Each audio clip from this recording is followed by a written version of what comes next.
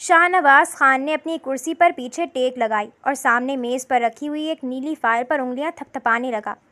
اس کی گہری سرد آنکھوں میں ایک عجیب سی چمک تھی، ایسی چمک جو تب آتی ہے جب کوئی شکاری اپنے شکار کو گھیرنے کا پورا انتظام کر چکا ہو۔ اس نے میز پر لگے انٹر کام کا بٹن دبایا۔ مینیجر کو میرے کیبن میں بھیجو، فوراً۔ اس کی آواز میں ایک ایسی حاکمیت تھی جس سے انکار ممکن نہیں تھا۔ چند ہی لمحوں میں دروازے پر ہلکی سی دستک ہوئی اور مینیجر قدیر صاحب فائلیں سنبھالتے ہوئے اندر داخل ہوئے۔ ان کے چہرے پر ہمیشہ رہنے والا گھبرایا ہوا تاثر اس وقت مزید گہرا ہو گیا جب انہوں نے شاہ نواز کے چہرے پر پھیلا ہوا سکون دیکھا۔ وہ جانتے تھے کہ شاہ نواز خان کا سکون اکثر کسی بڑے طوفان کا پیش خیمہ ہوتا ہے۔ جی شاہ نواز صاحب، آپ نے بلوایا؟ قدیر صاحب نے مؤدبانہ انداز میں پوچھا۔ شاہ نواز نے کچھ کہے بغیر اپنی میز پر رکھی وہ نیلی فائل قدیر صاحب کی طرف اچھال دی۔ فائل میز پر پھسلتی ہوئی بالکل ان کے سامنے جا کر رکی۔ اس فائل کو دیکھو، شاہ نواز نے سگار سلگاتے ہوئے سرد لہجے میں کہا۔ قدیر صاحب نے جلدی سے فائل اٹھائی اور اسے کھول کر دیکھنے لگے۔ اس میں ایک لڑکی کی تصویر، اس کی تعلیمی اسناد اور ذاتی معلومات درج تھیں۔ انہوں نے ایک نظر تصویر پر ڈالی اور پھر الجھن سے شاہ نواز کو دیکھا۔ مجھے یہ لڑکی اس آفس میں چاہیے، ہر قیمت پر، شاہ نواز نے دھوئیں کا ایک لمبا کش لے کر فضا میں چھوڑتے ہوئے کہا۔ اس کی آواز میں حتمی پن تھا۔ قدیر صاحب نے چند سیکنڈ کے لیے فائل کو دوبارہ دیکھا اور پھر تھوڑی ہچکچاہٹ کے ساتھ بولے، لیکن شاہ نواز صاحب، اس وقت ہمارے پاس آفس میں کوئی بھی پوزیشن خالی نہیں ہے۔ پچھلے ہفتے ہی ہم نے ہائرنگ مکمل کی ہے اور تمام ڈپارٹمنٹس میں سٹاف پورا ہے۔ اگر ہم اسے رکھتے بھی ہیں تو ہم اسے کون سی نوکری دیں گے؟ کوئی ویکینسی ہی نہیں ہے۔ شاہ نواز نے سگار ایش ٹرے میں رکھا اور آگے کو جھک گیا۔ اس کی آنکھوں میں ایک خطرناک اور تیکھا پن ابھر آیا جس نے قدیر صاحب کو اندر تک کپکپا دیا۔ اس نے مینیجر کو ایسی نظروں سے دیکھا جیسے وہ ان کی عقل پر ماتم کر رہا ہو۔ قدیر صاحب، شاہ نواز نے بھاری آواز میں کہا، میں نے آپ سے یہ نہیں پوچھا کہ آفس میں جگہ ہے یا نہیں، اور نہ ہی میں نے آپ سے مشورہ مانگا۔ سر، میرا وہ مطلب نہیں تھا۔ قدیر صاحب نے بوکھلا کر صفائی دینے کی کوشش کی۔ میرا مطلب صاف ہے، شاہ نواز نے ان کی بات کاٹتے ہوئے کہا۔ یہاں پر کام ہے یا نہیں، مجھے اس سے کوئی سروکار نہیں۔ آپ نے بس کسی بھی بہانے سے کوئی بھی جھوٹا اشتہار دے کر یا پرانی اپلیکیشن کا حوالہ دے کر اسے یہاں انٹرویو کے لیے بلوانا ہے، اسے نوکری کی پیشکش کرنی ہے اور اسے اس آفس کا حصہ بنانا ہے۔ قدیر صاحب نے تھوک نگلا۔ وہ سمجھ نہیں پا رہے تھے کہ ایک عام سی لڑکی کے لیے ان کا باس اس حد تک کیوں جا رہا ہے۔ جی سر، میں کر دوں گا، لیکن اگر وہ پوچھے کہ اچانک ہائرنگ کیسے ہوئی؟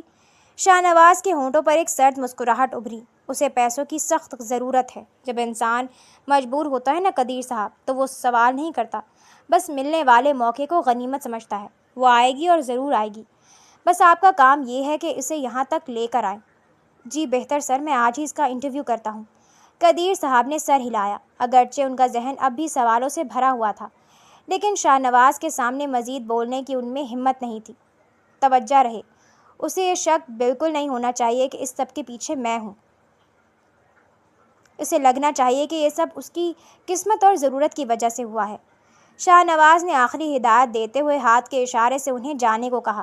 قدیر صاحب نے خاموشی سے سر جھکایا، فائل اپنے ہاتھ میں دبائی اور تیزی سے کیبن سے باہر نکل گئے، جیسے وہ اس بھاری ماحول سے جلد از جلد نجات چاہتے ہوں۔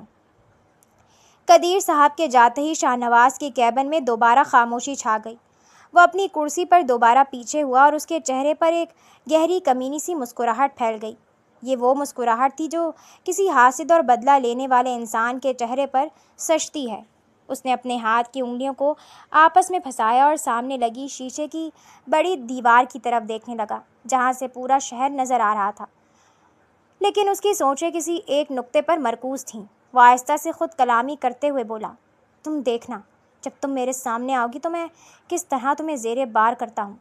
تمہاری وہ ساری مغروریت، وہ سارا مان ایک ایک کر کے مٹی میں نہ ملا دیا تو میرا نام بھی شاہ نواز خان نہیں ہے۔ اس نے ایک گہرا سانس لیا، جیسے وہ آنے والے وقت کا مزہ ابھی سے چکھ رہا ہو۔ اس کی آواز میں چھپی نفرت اور انتقام کی آگ اب بالکل واضح تھی۔ تم نے کیا سوچا تھا؟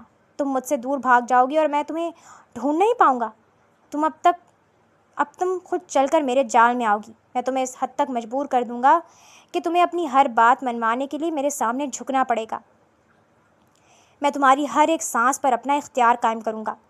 اس نے میز پر رکھے پانی کے گلاس کو اٹھایا اور اسے گھونٹتے ہوئے بولا، جس طرح تم نے میری زندگی سے سکون چھینا تھا، اب میں تمہیں دکھاؤں گا کہ تڑپنا کسے کہتے ہیں۔ میں تم سے اپنی روٹھی ہوئی خوشیاں واپس حاصل کر کے رہوں گا۔ تم نے مجھے جس موڑ پر لا کر کھڑا کیا تھا، اب اسی موڑ پر تم خود کھڑی ہوگی۔ یہ میرا خود سے وعدہ ہے، اور شاہ نواز خان اپنے وعدے کبھی نہیں بھولتا۔ اس نے گلاس میز پر پٹخا اور ایک زوردار قہقہہ لگایا جو دیواروں سے ٹکرا کر گونجنے لگا۔ کھیل اب شروع ہونے والا تھا اور اس کھیل کا ہر مہرہ خود شاہ نواز کے اشاروں پر چلنے کے لیے تیار تھا۔ 20 سال پہلے ایک متوسط طبقے کے گھر کا سادہ مگر صاف ستھرا کمرہ تھا، جہاں 22 سال کی نگہت بیڈ پر بیٹھی تھی۔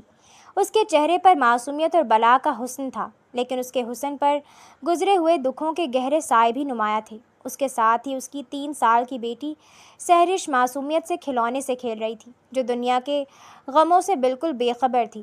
نگہت کے عین سامنے 35 سال کا سرفراز خان کھڑا تھا۔ سرفراز کے چہرے پر سنجیدگی اور نگہت کے لیے تڑپ صاف دیکھی جا سکتی تھی۔ دیکھو نگہت، میری بات سمجھنے کی کوشش کرو، سرفراز نے آگے بڑھ کر اس کے قریب بیٹھتے ہوئے انتہائی نرمی سے کہا۔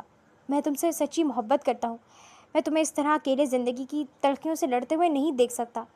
میں اپنے ذہنی اور دلی سکون کے لیے تم سے شادی کرنا چاہتا ہوں، تاکہ تمہیں وہ تحفظ دے سکوں جس کی تم حقدار ہو۔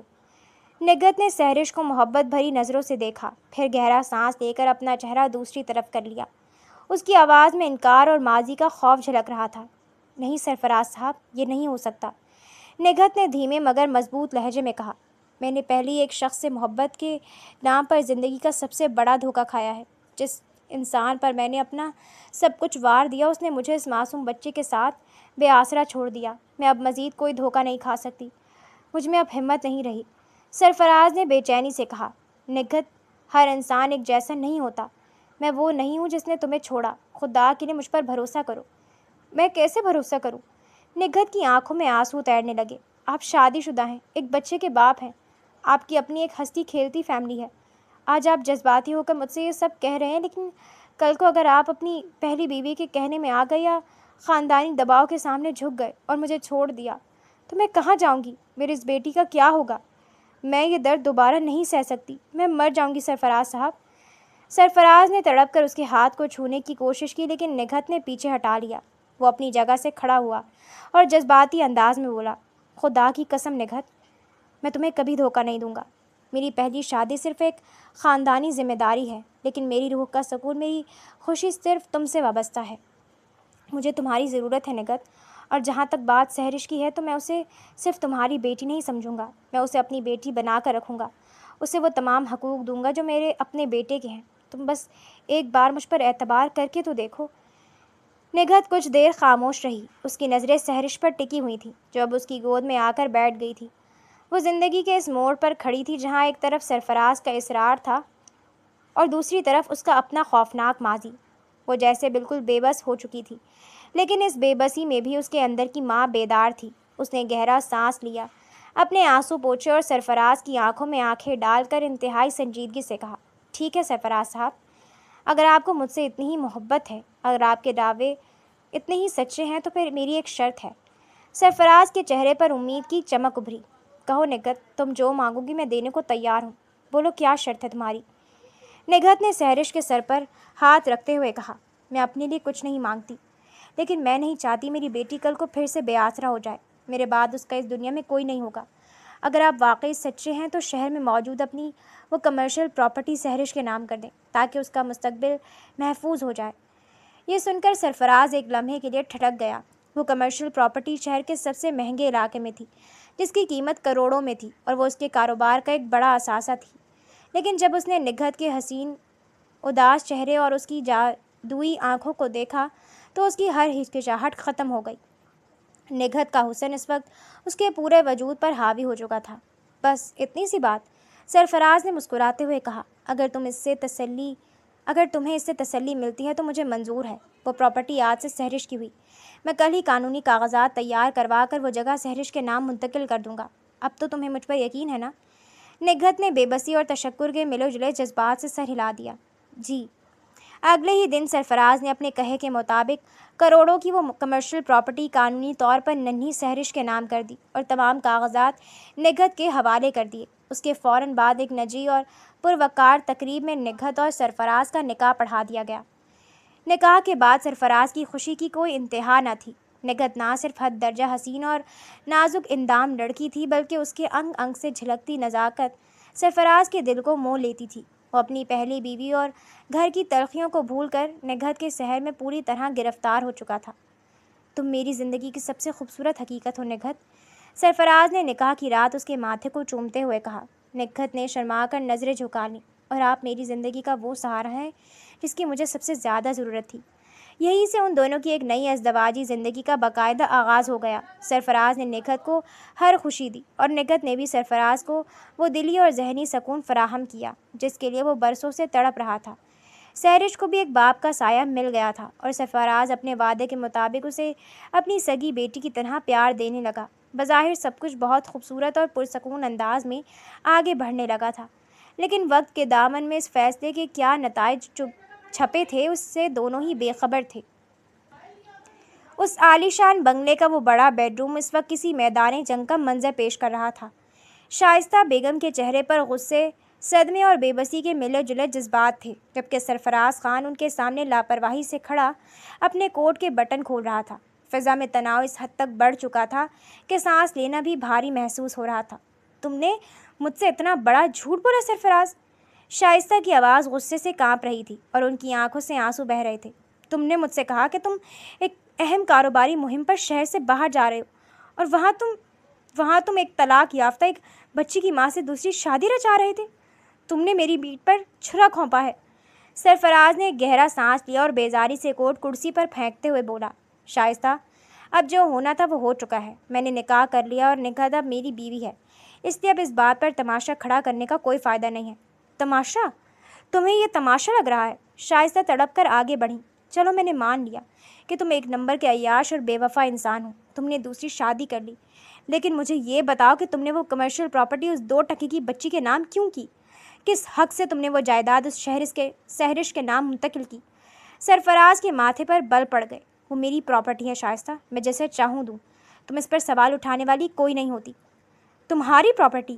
شائستہ نے ایک تلخ اور زوردار قہقہہ لگایا جس میں درد ہی درد تھا۔ سرفراز اپنے گریبان میں جھانکو، وہ پراپرٹی میرے مرحوم باپ کی خون پسینے کی کمائی تھی۔ وہ جائیداد میرے والد نے مجھے دی تھی جسے میں نے تمہاری محبت میں اندھی ہو کر تمہیں معاشرے میں ایک معزز بزنس مین بنانے کے لیے تمہارے نام کر دیا تھا۔ اس جائیداد سے تمہارا واسطہ صرف اتنا تھا کہ تم اس کی دیکھ بھال کرو اور بزنس کو آگے بڑھاؤ، لیکن تم نے میری ہی محبت کو، میرے ہی باپ کے دیے ہوئے اثاثے کو اپنی عیاشی اور اپنی اس نئی معشوقہ کے ناجائز مطالبات پورے کرنے کے لیے استعمال کرنا شروع کر دیا۔ شائستہ کا سانس پھول رہا تھا۔ وہ روتے ہوئے بولی، میں نے تم سے سچی محبت کی سرفراز، لیکن تم نے ہمیشہ میری اس محبت کا، میری اس قربانی کا ناجائز فائدہ اٹھایا۔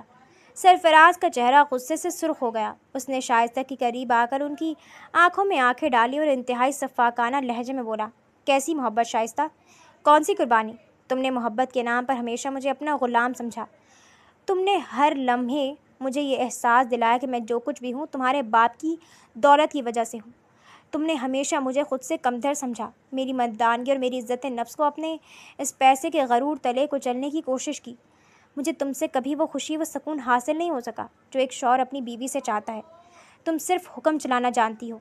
سرفراز نے ایک تلخ مسکراہٹ کے ساتھ اپنی بات جاری رکھی، لیکن نگہت ایسی نہیں ہے، وہ نازک ہے، وہ مجھ پر انحصار کرتی ہے، وہ مجھے اپنا شوہر مانتی ہے۔ مجھے وہ اصلی خوشی، وہ دلی اور ذہنی سکون نگہت کے پاس ملا ہے جو تم مجھے 12 سالوں میں بھی نہیں دے سکی۔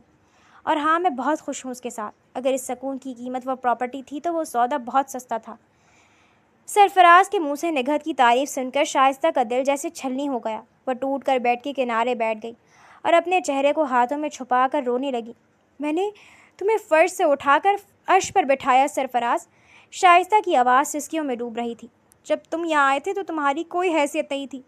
میں نے اپنے خاندان سے لڑ کر تم سے شادی کی، تمہیں اس شہر میں ایک اونچا مقام دیا، تمہیں ایک معزز نام دیا، لیکن تم میری ہر قربانی، میری ہر محبت کو پل بھر میں بھول گئے۔ صرف ایک حسین چہرے کی خاطر تم نے مجھے اور ہمارے 11 سال کے بیٹے کو داؤ پر لگا دیا۔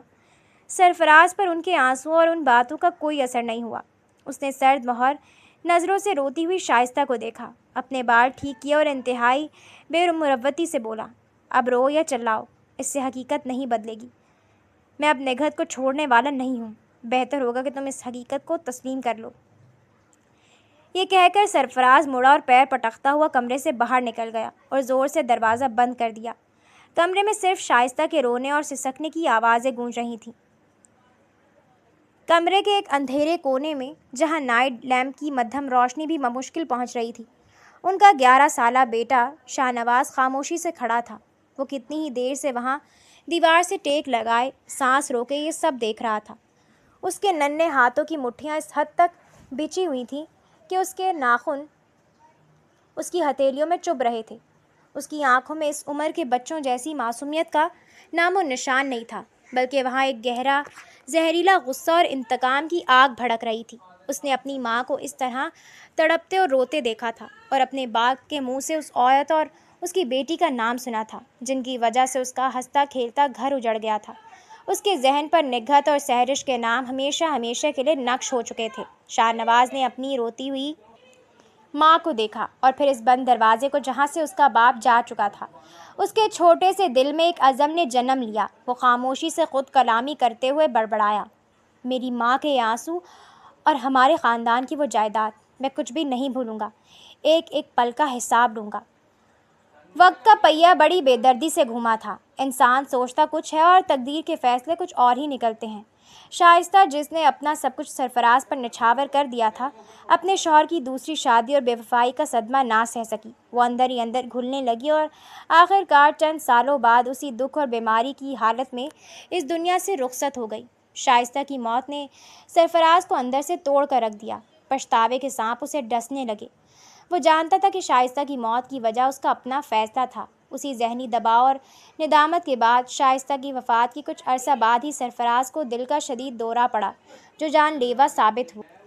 اس وقت شاہ نواز 20 سال کا ایک کڑیل لیکن نفرت کی آگ میں جلتا ہوا نوجوان بن چکا تھا، جبکہ سحرش بمشکل 12 سال کی ایک معصوم بچی تھی۔ سرفراز کی اچانک موت نے نگہت کی دنیا ایک بار پھر ویران کر دی تھی۔ وہ جس سائے کی پناہ میں آئی تھی، وہ سایہ بھی اس کے سر سے اٹھ گیا تھا۔ ایک دوپہر جب سحرش اسکول گئی ہوئی، نگہت کے دروازے پر زوردار دستک ہوئی۔ نگہت نے بوجھل قدموں کے ساتھ جا کر دروازہ کھولا۔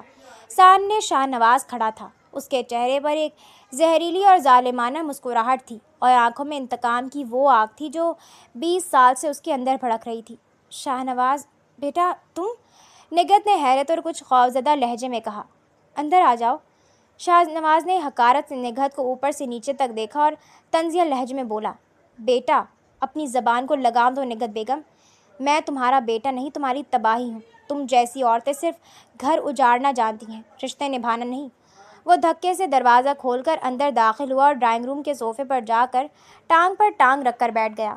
نگہت کانپتے وجود کے ساتھ اس کے سامنے کھڑی تھی۔ میں یہاں تم سے تعزیت کرنے یا رشتہ داریاں نبھانے نہیں آیا۔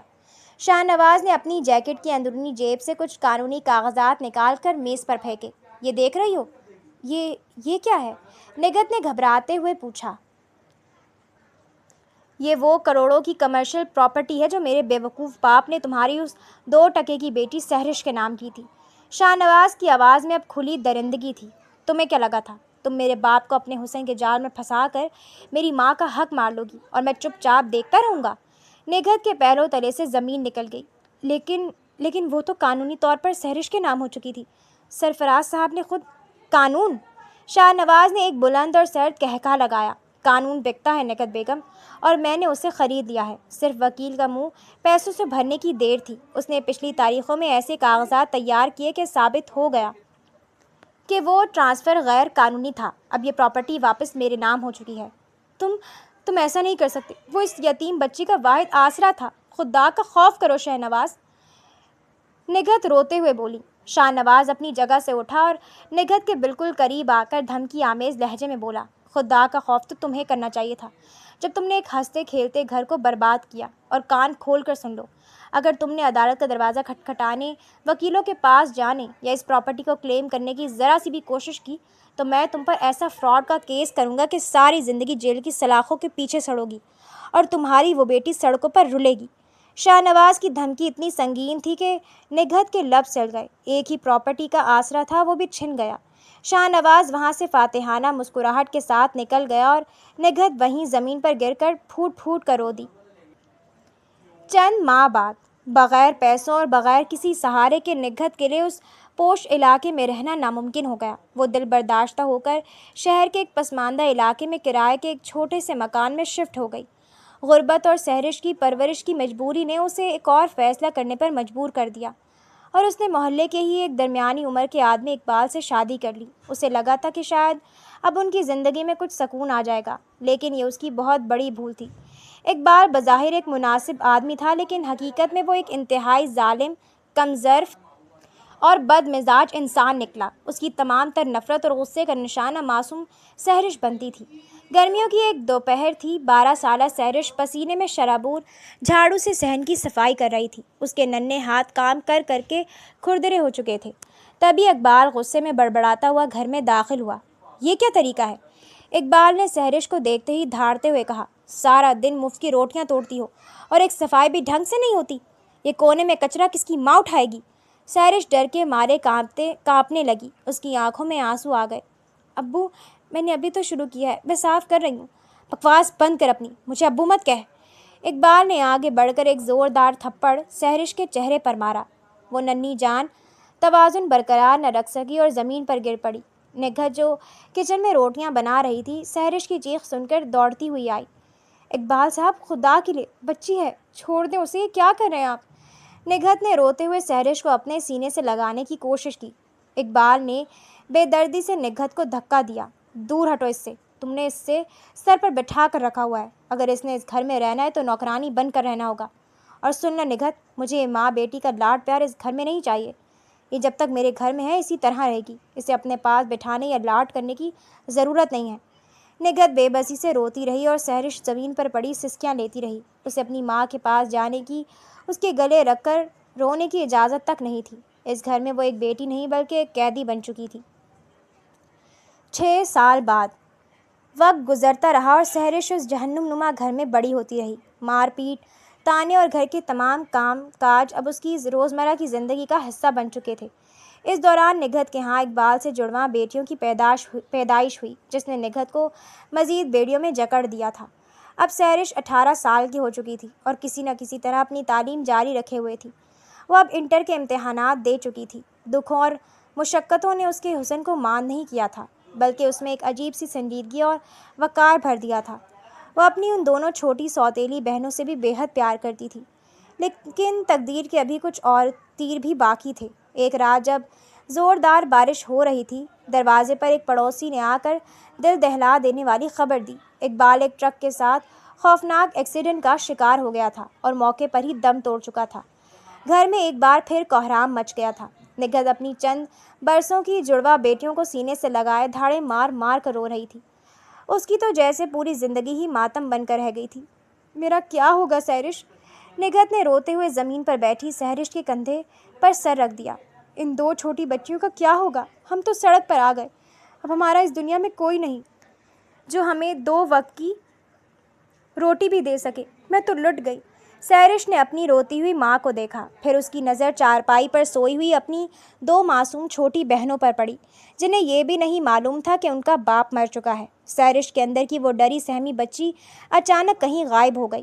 اس کی جگہ ایک انتہائی مضبوط، پرعزم اور حالات سے لڑنے والی لڑکی نے لے لی۔ اس نے اپنی ماں کے آنسو پوچھے اور اس کے دونوں ہاتھ تھام لیے۔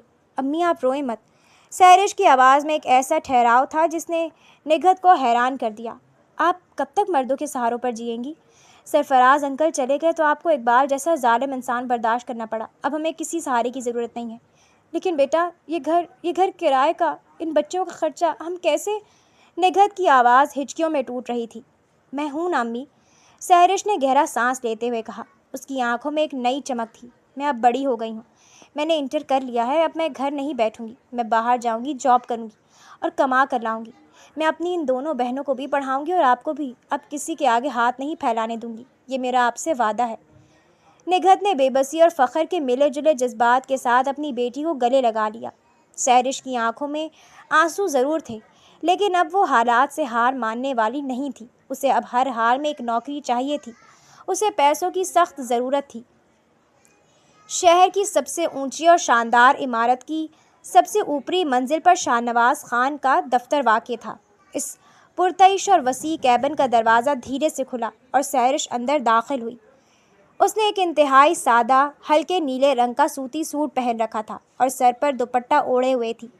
غربت اور حالات کی ستم ظریفی کے باوجود اس کا حسن چھپائے نہیں چھپ رہا تھا۔ اس کی دودھیا رنگت بڑی بڑی غلافی آنکھیں جن میں حیا، گھبراہٹ اور معصومیت کا ایک عجیب سا امتزاج تھا، اور چہرے پر ایک ایسا نور تھا جسے دیکھ کر پتھر دل انسان بھی پگھل جائے۔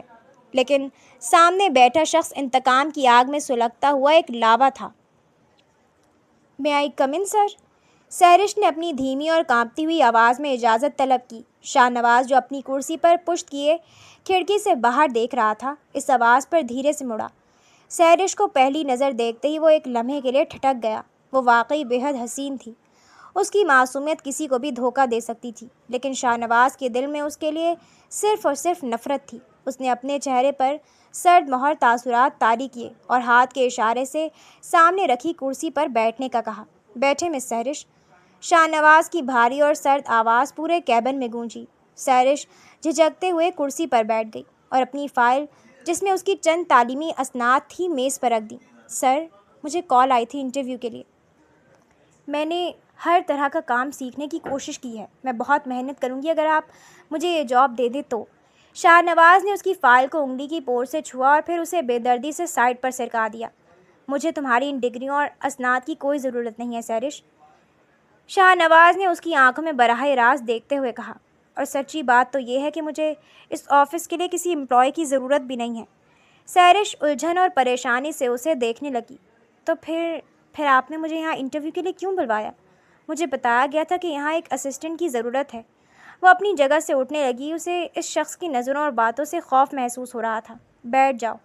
شاہ نواز نے تحکمانہ لہجے میں کہا، اور سحرش ڈر کر واپس کرسی پر ٹک گئی۔ شاہ نواز نے میز پر دونوں ہاتھ رکھے اور قدرے آگے کی طرف جھکتے ہوئے انتہائی اسپاٹ لہجے میں بولا، "مجھے ایک ملازمہ کی نہیں بلکہ ایک بیوی کی ضرورت ہے، اور تم وہ لڑکی ہو جسے میں نے اس کام کے لیے چنا ہے۔" سحرش کے پیروں تلے سے زمین نکل گئی۔ اس کی آنکھیں حیرت اور صدمے سے پھیل گئیں۔ یہ آپ کیا کہہ رہے ہیں؟ آپ کا دماغ تو ٹھیک ہے؟ میں یہاں نوکری کے لیے آئی تھی، کوئی رشتہ مانگنے نہیں۔ اس کا چہرہ غصے اور بے عزتی کے احساس سے سرخ ہو گیا۔ وہ اپنا بیگ اٹھا کر تیزی سے دروازے کی طرف مڑی۔ 2 کروڑ روپے۔ شاہ نواز کی گونجدار آواز نے اس کے قدم وہیں روک دیے۔ سحرش دروازے کے ہینڈل پر ہاتھ رکھے جم سی گئی۔ 2 کروڑ! یہ اتنی بڑی رقم تھی کہ اس نے خواب میں بھی نہیں سوچی تھی۔ "مجھے پتہ ہے تم کیسی زندگی گزار رہی ہو سحرش۔" شاہ نواز نے اپنی کرسی سے اٹھتے ہوئے انتہائی ماہرانہ انداز میں اپنا جال پھینکا۔ "تمہارا سوتیلا باپ اقبال مر چکا ہے۔ تمہاری ماں نگہت کرائے کے مکان میں 2 چھوٹی جڑواں بچیوں کے ساتھ بھوکی بیٹھی ہے۔ تمہارے پاس اس مہینے کا کرایہ دینے کے پیسے نہیں ہیں، اور نہ ہی ان بچیوں کو دودھ پلانے کی استطاعت۔ تم سڑکوں پر دھکے کھا رہی ہو، اور یہ دنیا تم جیسی خوبصورت اور بے آسرا لڑکیوں کو نوچ کھانے کے لیے ہر وقت تیار رہتی ہے۔" سحرش کی آنکھوں سے آنسو ٹوٹ کر بہنے لگے۔ یہ شخص اس کی زندگی کی ہر تلخ حقیقت جانتا تھا اور اس کی دکھتی رگ پر پیر رکھ رہا تھا۔ "میں کوئی جذباتی یا روایتی شادی نہیں کرنا چاہتا۔" شاہ نواز اس کے قریب آیا، لیکن ایک مناسب فاصلہ برقرار رکھا۔ "مجھے کچھ قانونی اور خاندانی معاملات کی وجہ سے فوری طور پر شادی کرنی ہے۔ میری وراثت اور بزنس کے کچھ شیئرز مجھے تبھی مل سکتے ہیں جب میں شادی شدہ ہوں، اس لیے مجھے ایک کانٹریکٹ میرج کرنی ہے، صرف 1 سال کے لیے۔" سحرش روتے ہوئے مڑی اور اسے دیکھنے لگی۔ اس کی آنکھوں میں بے بسی اور سوال تھے۔ "تم مجھ سے نکاح کرتی ہو صرف کاغذوں کی حد تک، میری بیوی بن کر میرے گھر رہتی ہو تو اس کے بدلے میں تمہیں 2 کروڑ روپے دوں گا۔" شاہ نواز نے ایک کاغذ میز پر رکھتے ہوئے کہا، "یہ 2 کروڑ روپے تمہارے اور تمہاری فیملی کے ہر مسئلے کا حل ہیں۔ تمہاری ماں کو در در کی ٹھوکریں نہیں کھانی پڑیں گی، تمہاری بہنیں اچھے اسکولوں میں پڑھیں گی، اور تمہاری زندگی سنور جائے گی۔ فیصلہ تمہارے ہاتھ میں ہے۔ باہر جا کر سڑکوں پر ذلیل ہونا ہے یا ایک دستخط کر کے اپنی اور اپنی ماں کی تقدیر بدلنی ہے۔" سحرش کا دماغ معاف ہو چکا تھا۔ 2 کروڑ روپے ایک طرف اس کی اپنی عزت نفس تھی، اور دوسری طرف اس کی ماں کی سسکتی ہوئی شکل اور ان 2 معصوم بہنوں کے بھوکے چہرے۔ حالات کی سنگینی نے اسے اندر سے توڑ دیا تھا۔ وہ جانتی تھی کہ اس کے پاس کوئی اور راستہ نہیں ہے۔ اس معاشرے میں بغیر کسی سہارے کے ان 4 عورتوں کا زندہ رہنا ناممکن تھا۔ اس نے آنسو صاف کیے، اس کے ہاتھ کانپ رہے تھے۔ کیا آپ واقعی مجھے وہ پیسے دیں گے؟ میری امی کو مجھ سے ملنے کی اجازت ہوگی؟ شاہ نواز نے دل ہی دل میں اپنی اس فتح پر ایک شیطانی مسکراہٹ کو دبایا۔ ہاں بالکل، پیسے تمہیں نکاح کے فوراً بعد مل جائیں گے۔ سحرش نے ایک گہرا سانس لیا، اپنا سر جھکایا اور بے بسی کی آخری حدوں کو چھوتے ہوئے حامی بھر لی۔ مجھے منظور ہے۔ گڈ، ایک سمجھدار لڑکی والا فیصلہ۔ شاہ نواز نے میز کی دراز سے ایک موٹی سی قانونی فائل نکالی اور میز پر رکھ دی۔ اس کے اندر کئی صفحات تھے۔ یہ کانٹریکٹ کے پیپرز ہیں۔ اس میں لکھا ہے کہ ہم 1 سال بعد طلاق لے لیں گے اور تم ان پیسوں کے علاوہ مجھ سے کسی چیز کی ڈیمانڈ نہیں کرو گی۔ یہاں نیچے سائن کر دو۔ سحرش نے کانپتے ہاتھوں سے قلم پکڑا۔ اس کی آنکھوں میں آنسوؤں کی وجہ سے کچھ بھی صاف دکھائی نہیں دے رہا تھا۔ اس نے بغیر پڑھے پہلے صفحے پر دستخط کر دیے۔ شاہ نواز نے چالاکی سے ورق پلٹا۔ بیچ میں وہ کاغذات رکھے ہوئے تھے جو اصل میں اس کروڑوں کی کمرشل پراپرٹی کی منتقلی کے پیپرز تھے۔ شاہ نواز نے نگہت سے جھوٹ بولا تھا کہ اس نے وہ پراپرٹی اپنے نام کروا لی ہے، جبکہ حقیقت میں قانونی طور پر وہ پراپرٹی ابھی بھی سحرش کے نام ہی تھی اور اسے اپنے نام منتقل کروانے کے لیے شاہ نواز کو سحرش کے دستخط اور انگوٹھے کے نشان کی ضرورت تھی۔ یہاں بھی سائن کرو اور یہاں انگوٹھا لگاؤ۔ شاہ نواز نے پراپرٹی کے پیپرز کے نچلے حصے پر انگلی رکھتے ہوئے کہا۔ سحرش، جو اس ساری چالاکی سے بالکل بے خبر تھی اور جسے اپنی ملکیت کے بارے میں رتی بھر بھی علم نہیں تھا، نے بغیر کوئی سوال کے ان تمام کاغذات پر اپنے دستخط ثبت کر دیے اور انگوٹھا لگا دیا۔ جیسے ہی سحرش نے آخری دستخط کیے، شاہ نواز کی آنکھوں میں ایک وحشیانہ اور فاتحانہ چمک ابھر آئی۔ اب وہ پراپرٹی قانونی، اخلاقی اور ہر لحاظ سے مکمل طور پر شاہ نواز خان کی ہو چکی تھی۔ اس نے فائل کو فوراً بند کیا اور اطمینان سے سانس لیا۔ اسی شام شاہ نواز نے اپنے ایک دوست اور قاضی کو بلوا کر آفس میں ہی انتہائی سادگی سے نکاح کی رسم ادا کی۔ سحرش قانونی طور پر شاہ نواز خان کی بیوی بن گئی۔ وعدے کے مطابق شاہ نواز نے 2 کروڑ کا چیک سحرش کے حوالے کر دیا، جو اس نے فوراً اپنی ماں کو بھجوانے کا بندوبست کر دیا۔ رات کے اندھیرے میں شاہ نواز کی مہنگی گاڑی اس کے عالیشان بنگلے کی پورچ میں آ کر رکی۔ ڈرائیور نے دروازہ کھولا اور سحرش ڈرتے ڈرتے سہمی ہوئی سی گاڑی سے باہر نکلی۔ اس نے اتنی بڑی اور پرتعیش حویلی اپنی زندگی میں کبھی نہیں دیکھی تھی۔ اندر چلو، شاہ نواز نے سرد لہجے میں کہا اور آگے آگے چلنے لگا۔ سحرش خاموشی سے اس کے پیچھے چلتی ہوئی ایک بڑے لیکن کسی حد تک تاریک بیڈ روم میں داخل ہوئی۔ کمرے کی فضا میں ایک عجیب سی گھٹن تھی۔ یہ تمہارا کمرہ ہے، شاہ نواز نے دروازہ بند کرتے ہوئے کہا۔ سحرش ایک طرف سمٹ کر کھڑی ہو گئی۔ وہ سمجھ رہی تھی کہ شاید شاہ نواز کانٹریکٹ کے مطابق اس سے دور ہی رہے گا، لیکن شاہ نواز آہستہ آہستہ چلتا ہوا اس کے بالکل قریب آ گیا۔ اس کی لمبی چوڑی قامت سحرش کے وجود پر ایک خوفناک سایہ ڈال رہی تھی۔ اس نے اچانک اپنا ہاتھ بڑھایا اور سحرش کے جبڑے کو بے دردی سے اپنے مضبوط شکنجے میں جکڑ لیا۔ آپ کیا کر رہے ہیں؟ مجھے درد ہو رہا ہے۔ سحرش تکلیف سے کراہی اور اس کے ہاتھ کو پکڑنے کی کوشش کی۔ اس کی معصوم آنکھوں میں ایک بار پھر خوف کے سائے لہرانے لگے۔ شاہ نواز کا چہرہ اس وقت کسی بھیانک درندے جیسا لگ رہا تھا۔ اس کی آنکھوں میں ایک ایسی نفرت تھی جس نے سحرش کی روح کو بھی کپا کر رکھ دیا۔ درد؟ شاہ نواز نے غصے سے پھنکارتے ہوئے کہا۔ اس کی گرفت مزید سخت ہو گئی۔ یہ درد تو کچھ بھی نہیں ہے سحرش، ابھی تو تم نے تکلیف کا مطلب سیکھنا ہے۔ تمہیں کیا لگا میں نے تمہیں 2 کروڑ دے کر اس لیے خریدا ہے کہ تم یہاں ملکہ بن کر آرام کرو گی؟ نہیں، میں نے تمہیں اس لیے خریدا ہے تاکہ میں ہر روز، ہر پل، ہر لمحے تمہیں تڑپتا ہوا دیکھ سکوں۔ سحرش کی آنکھوں سے آنسو بہنے لگے۔ لیکن میں نے آپ کا کیا بگاڑا ہے؟ آپ نے تو کہا تھا کہ صرف ایک ڈیل ہے یہ۔ تم نے نہیں، تمہاری ماں نے میرا سب کچھ بگاڑا ہے۔ شاہ نواز نے اسے زور سے پیچھے کی طرف دھکا دیا۔ سحرش لڑکھڑا کر بیڈ کے کنارے پر گری۔ شاہ نواز اپنی سرخ آنکھوں کے ساتھ اس کے سر پر کھڑا تھا۔ میری ماں شائستہ تمہاری اس کمینی ماں کی وجہ سے خون کے آنسو رو رو کر مری تھی۔ تمہاری ماں نے میرے باپ کو پھنسا کر میرا گھر اجاڑا تھا۔ میری ماں کو اس کے آخری وقت میں وہ صدمے دیے تھے جن کی وجہ سے وہ قبر میں چلی گئی۔ آج بھی جب میں اپنی ماں کے وہ آنسو یاد کرتا ہوں تو میرے اندر آگ لگ جاتی ہے۔ وہ دیوانگی کی کیفیت میں بول رہا تھا۔ تمہاری ماں کی دولت میرے باپ نے اس پر لٹائی اور اس بدلے میں میری ماں کی موت واقع ہوئی۔ وہ اپنے شوہر کی بے وفائی کا غم لے کر اس دنیا سے چلی گئی اور میں ایک کونے میں کھڑا بے بسی سے دیکھتا رہا۔ میں نے اسی دن قسم کھائی تھی کہ میں نگہت سے اس کی ہر خوشی چھین لوں گا، اور نگہت کی سب سے بڑی خوشی اس کی جان تم ہو۔ سیرش صدمے سے بت بنی اسے دیکھ رہی تھی۔ اس کی سمجھ میں نہیں آ رہا تھا کہ یہ شخص کس ماں اور کس کی باپ کی بات کر رہا ہے۔ اسے تو کبھی سرفراز اور اس کی پچھلی زندگی کے بارے میں پوری طرح کچھ بتایا ہی نہیں گیا تھا۔ اب تم میری قید میں ہو سیرش۔ شاہ نواز نے اس کے چہرے کے قریب بالکل قریب جھک کر انتہائی صفاقانہ لہجے میں سرگوشی کی۔ اب میں تمہیں وہ اذیت دوں گا کہ تمہاری چیخیں تمہاری ماں تک پہنچیں گی، لیکن وہ تمہیں بچا نہیں پائے گی۔ تم اس حویلی میں میری بیوی نہیں، میری نفرت کا نشانہ بن کر رہو گی۔ یہ میرا تم سے اور تمہاری ماں سے وعدہ ہے۔ شاہ نواز اسے روتا سسکتا چھوڑ کر کمرے سے باہر نکل گیا اور باہر سے دروازہ زور سے لاک کر دیا۔ سیرش زمین پر گر کر دھاڑے مار مار کر رونے لگی۔ وہ سوچ رہی تھی کہ اس نے اپنی ماں اور بہنوں کی زندگی بچانے کے لیے جس شخص کا ہاتھ تھاما ہے وہ دراصل اس کی زندگی کا سب سے بڑا عذاب بن چکا ہے۔ اس نے خود اپنے ہاتھوں سے اپنی بربادی کے پروانے پر دستخط کر دیے تھے۔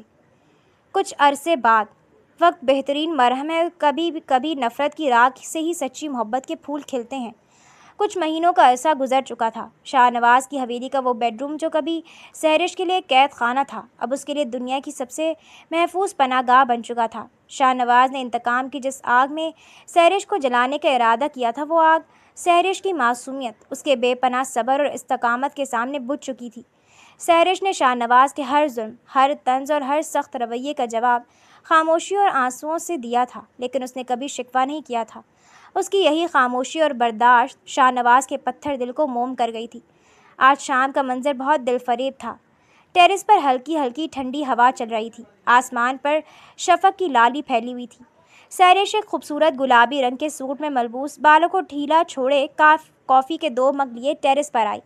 اس کے چہرے پر ایک طمانینت اور سکون تھا۔ سامنے شاہ نواز آرام دہ کرسی پر بیٹھا آنکھیں بند کیے ہوا کو محسوس کر رہا تھا۔ اس کے چہرے پر اب کوئی درندگی یا غصہ نہیں تھا، بلکہ ایک عجیب سا نرم تاثر تھا۔ آپ کی کافی۔ سیرش نے مسکراتے ہوئے مگ اس کی طرف بڑھایا۔ شاہ نواز نے آنکھیں کھولیں اور سیرش کے ہنستے ہوئے چہرے کو دیکھا۔ وہ اسے دیکھ کر مسکرایا اور کافی کا مگ پکڑتے ہوئے اس کا ہاتھ بھی تھام لیا۔ یہ کافی بعد میں پی لیں گے سیرش، پہلے تم یہاں میرے پاس بیٹھو، مجھے تم سے کچھ بہت ضروری بات کرنی ہے۔ شاہ نواز کی آواز میں بے پناہ محبت اور ایک گہری سنجیدگی تھی۔ سیرش تھوڑی سی حیران ہوئی، لیکن وہ فرما برداری سے اس کے بالکل ساتھ رکھی کرسی پر بیٹھ گئی۔ جی شاہ نواز، کہیں کیا بات ہے؟ آپ اتنے سنجیدہ کیوں لگ رہے ہیں؟ شاہ نواز نے گہرا سانس لیا اور سیرش کے ہاتھ کو اپنے دونوں ہاتھوں میں لے لیا۔ اس کی آنکھوں میں ندامت اور محبت کا ایک سمندر موجزن تھا۔ سیرش، میں آج اپنے دل کا وہ بوجھ اتارنا چاہتا ہوں جو پچھلے کئی مہینوں سے مجھے اندر ہی اندر کھا رہا ہے۔ جب میں نے تم سے شادی کی تھی تو میرا مقصد تمہیں خوشیاں دینا نہیں تھا، بلکہ تمہیں برباد کرنا تھا۔ میں تمہیں پل پل تڑپانا چاہتا تھا، لیکن تم نے اپنے صبر، اپنی اچھائی اور اپنی محبت سے مجھے شکست دے دی۔ تم جیت گئیں سیرش، اور شاہ نواز خان پہلی بار کسی سے ہار کر بہت خوش ہے۔ سیرش کی آنکھوں میں نمی تیرنے لگی۔ شاہ نواز، آپ یہ پرانی باتیں کیوں نکال رہے ہیں؟ ہم ان باتوں کو بہت پیچھے چھوڑ آئے ہیں، اب تو ہم خوش ہیں نا؟ نہیں سیرش، میری بات پوری طرح سنو۔ شاہ نواز نے نرمی سے اسے روکا۔ میں نے تم پر اور تمہاری ماں پر اس چیز کا غصہ نکالا جس میں تمہارا کوئی قصور تھا ہی نہیں۔ جب تم اس گھر میں آئی تھی تو میری آنکھوں پر انتقام کی پٹی بندھی تھی۔ میں سمجھتا تھا کہ میری ماں کی موت کی ذمہ دار تمہاری ماں ہے، لیکن جیسے جیسے وقت گزرا میں نے تمہاری معصومیت کو دیکھا، تمہارے کردار کو پرکھا۔ میں راتوں کو جاگ کر سوچتا تھا کہ آخر اس لڑکی کا کیا قصور ہے جو اس وقت بمشکل 3 سال کی تھی جب یہ سب ہوا۔ سیرش حیرت سے اسے دیکھنے لگی۔ کیا ہوا تھا شاہ نواز؟ مجھے کبھی کسی نے پوری بات نہیں بتائی۔ شاہ نواز نے نظریں جھکا لیں۔ اسے اپنے الفاظ ادا کرتے ہوئے شرمندگی محسوس ہو رہی تھی۔ سیرش، میرے والد سرفراز خان تمہاری ماں کے حسن سے متاثر ہو گئے تھے۔ میری ماں شائستہ نے انہیں اپنے خون پسینے کی کمائی سے کھڑا کیا تھا، انہیں مقام دیا تھا، لیکن میرے والد نے میری ماں کی محبت، اس کی قربانیوں کو بھلا کر ایک نئی عورت، تمہاری ماں سے شادی کر لی۔ میری ماں یہ صدمہ برداشت نہ کر سکی اور رو رو کر مر گئی۔ میں 20 سال تک یہی سمجھتا رہا کہ نگہت یعنی تمہاری ماں ایک لالچی عورت ہے جس نے میرے باپ کو پھنسایا، لیکن اب مجھے سمجھ آئی ہے۔ شاہ نواز نے سیرش کی آنکھوں میں دیکھا جو اب حیرت اور صدمے سے پھیل چکی تھی۔ قصور تمہاری ماں کا نہیں تھا سیرش، اور تمہارا تو بالکل بھی نہیں۔ اصل قصوروار میرے اپنے والد تھے۔ اگر ایک مرد خود اپنی بیوی سے وفا نہ کر سکے، اگر وہ خود اپنی ہوس اور خواہشات پر قابو نہ پا سکے، تو اس کا الزام کسی عورت پر ڈالنا سراسر ناانصافی ہے۔ میرے باپ نے اپنی پہلی بیوی کی محبت کو بھلایا، اس نے اپنا گھر توڑا۔ ایک کمزور اور بے آسرا عورت نے تو بس سہارا ڈھونڈا تھا، لیکن میرے باپ کو تو کسی سہارے کی ضرورت نہیں تھی۔ اصل مجرم سرفراز خان تھا جس نے 2 عورتوں کی زندگیاں برباد کیں، اور میں اس پاگل پن میں ایک معصوم لڑکی سے بدلہ لیتا رہا۔ سحرش کے گالوں پر آنسو پھسل پڑے۔ وہ اس حقیقت سے بالکل بے خبر تھی۔ اسے آج معلوم ہوا تھا کہ اس کی ماں کی شادی نے کسی اور گھر میں کتنی بڑی تباہی مچائی تھی، اور شاہ نواز کے اس درندوں جیسے رویے کے پیچھے کتنا گہرا دکھ چھپا تھا۔ یہ سب اتنا تلخ ہے شاہ نواز، سحرش سسکتے ہوئے بولی۔ مجھے تو علم ہی نہیں تھا کہ آپ کی زندگی میں اتنا بڑا طوفان میری وجہ سے یا میری ماں کی وجہ سے آیا تھا۔ تمہاری وجہ سے نہیں سحرش، خدا را خود کو الزام مت دو۔ شاہ نواز نے تڑپ کر اس کے آنسو اپنے انگوٹھے سے صاف کیے۔ تم تو ایک فرشتہ ہو، تم نے تو اس گھر میں آ کر مجھے جینا سکھایا ہے، اور ایک اور سچ ہے جو مجھے آج تمہیں بتانا ہے۔ شاہ نواز نے اپنی جیب سے ایک طے کیا ہوا کاغذ نکالا اور سحرش کے ہاتھ پر رکھ دیا۔ یہ کیا ہے؟ سحرش نے الجھن سے کاغذ کو دیکھا۔ یہ اس کروڑوں کی کمرشل پراپرٹی کے پیپرز ہیں جو میرے والد نے نکاح سے پہلے تمہارے نام کی تھی۔ میں نے تم سے ان پیپرز پر دھوکے سے سائن کروائے تھے تاکہ یہ پراپرٹی واپس میرے نام ہو جائے۔ تم تب بھی اس بات سے بے خبر تھیں کہ تم کروڑ پتی ہو۔ میں نے تمہاری مجبوری کا فائدہ اٹھایا۔ میں ایک گھٹیا انسان بن چکا تھا سحرش۔ شاہ نواز کی آواز بھرا گئی۔ سحرش نے کاغذ کو دیکھا اور پھر شاہ نواز کو۔ اسے کچھ لمحوں کے لیے سمجھ ہی نہیں آیا کہ وہ کیا کہے۔ وہ شخص جس نے اسے خریدا تھا، جسے وہ ایک ظالم آقا سمجھتی تھی، آج اس کے سامنے اپنے ہر گناہ کا اقرار کر رہا تھا۔ شاہ نواز اپنی کرسی سے اٹھا اور سحرش کے گھٹنوں کے پاس زمین پر بیٹھ گیا۔ اس نے سحرش کے دونوں ہاتھ اپنے ماتھے سے لگا لیے۔ مجھے معاف کر دو سحرش، خدا کے لیے مجھے معاف کر دو۔ میں جانتا ہوں میں معافی کے لائق نہیں ہوں۔ میں نے تمہیں بہت دکھ دیے ہیں، تمہیں رلایا ہے، تمہاری عزت نفس کو مجروح کیا ہے، لیکن سچ یہ ہے کہ اب میں تمہارے بغیر سانس بھی نہیں لے سکتا۔ مجھے تم سے محبت ہو گئی ہے سحرش، بے پناہ محبت، ایسی محبت جس میں انتقام کی کوئی ملاوٹ نہیں ہے۔ یہ جائیداد، یہ دولت، یہ سب تمہارا ہے۔ اگر تم چاہو تو آج مجھے چھوڑ کر جا سکتی ہو، لیکن میرا یقین کرو، تم جاؤ گی تو شاہ نواز مر جائے گا۔ سحرش کے دل میں ایک طوفان مچا ہوا تھا۔ ایک طرف اس کی وہ اذیت ناک راتیں تھیں اور دوسری طرف سامنے بیٹھا یہ شخص جو اس کی محبت میں مکمل طور پر ٹوٹ چکا تھا۔ سحرش جانتی تھی کہ شاہ نواز اب وہ ظالم انسان نہیں رہا۔ پچھلے کئی ماہ سے اس نے شاہ نواز کی آنکھوں میں اپنے لیے صرف اور صرف احترام اور بے پناہ عشق دیکھا تھا۔ اس نے یہ بھی دیکھا تھا کہ شاہ نواز نے چھپ کر اس کی ماں نگہت اور چھوٹی بہنوں کو ایک شاندار گھر لے کر دیا تھا اور ان کی ہر ضرورت پوری کر رہا تھا۔ سحرش نے اپنے کانپتے ہوئے ہاتھ سے شاہ نواز کا چہرہ اوپر اٹھایا۔ شاہ نواز کی آنکھوں میں بھی آنسو چمک رہے تھے۔ شاہ نواز، سحرش کی آواز میں ایک گہرا سکون تھا۔ جو ہوا وہ ماضی تھا۔ آپ کے والد اور میری ماں کے درمیان جو ہوا اس پر ہمارا کوئی اختیار نہیں تھا، اور جو آپ نے میرے ساتھ کیا میں نے اسے اسی دن معاف کر دیا تھا جب آپ نے میری ماں اور بہنوں کو عزت کی زندگی دی تھی۔ میں نے آپ کی آنکھوں میں اپنے لیے وہ محبت دیکھی ہے جس کے لیے ایک عورت ترستی ہے۔ شاہ نواز نے بے یقینی سے اسے دیکھا۔ کیا تم واقعی مجھے معاف کر رہی ہو؟ تم مجھ سے نفرت نہیں کرتی؟ سحرش نے اپنے آنسوؤں کے درمیان ایک انتہائی خوبصورت اور دل موہ لینے والی مسکراہٹ بکھیری۔ اس نے پراپرٹی کے وہ کاغذات پکڑے اور انہیں بیچ میں سے پھاڑ کر ہوا میں اچھال دیا۔ مجھے ان کاغذوں کی، اس پراپرٹی کی کوئی ضرورت نہیں ہے۔ میری سب سے بڑی پراپرٹی، میری سب سے بڑی خوشی آپ ہیں شاہ نواز۔ سحرش نے اس کا ہاتھ مضبوطی سے تھامتے ہوئے کہا، میں بھی آپ سے محبت کرنے لگی ہوں شاہ نواز۔ آپ کے اس بدلے ہوئے روپ نے، آپ کی اس سچی محبت نے میرے دل سے ہر دکھ کو مٹا دیا ہے۔ یہ سنتے ہی شاہ نواز کی آنکھوں میں ایک ایسی چمک اور خوشی ابھری جس کی کوئی حد نہیں تھی۔ اس نے فوراً کھڑے ہو کر سحرش کو اپنے بازوؤں کے حصار میں لے لیا۔ اسے ایسے لگا جیسے اسے دنیا کی ہر نعمت اور کائنات کا سارا سکون مل گیا ہو۔ میں تم سے وعدہ کرتا ہوں سحرش، اب اس آنکھ سے کبھی کوئی آنسو نہیں گرے گا سوائے خوشی کے۔ میں تمہاری زندگی کو جنت بنا دوں گا۔ شاہ نواز نے اس کے ماتھے پر عقیدت سے لب رکھتے ہوئے کہا۔ سحرش نے مسکراتے ہوئے اپنا سر شاہ نواز کے سینے پر رکھ دیا۔ آسمان پر ستارے چمکنے لگے تھے اور حویلی کے اس ٹیرس پر چلنے والی ہوا بھی اب ان کی محبت اور خوشیوں کے گیت گا رہی تھی۔ نفرت کی بنیاد پر شروع ہونے والا یہ رشتہ اب سچی محبت اور اعتماد کی مضبوط دیواروں میں ڈھل چکا تھا۔ ان کا ہر دکھ مٹ چکا تھا اور اب ان کے سامنے صرف ایک بے حد خوبصورت اور خوشیوں سے بھری زندگی کھڑی تھی۔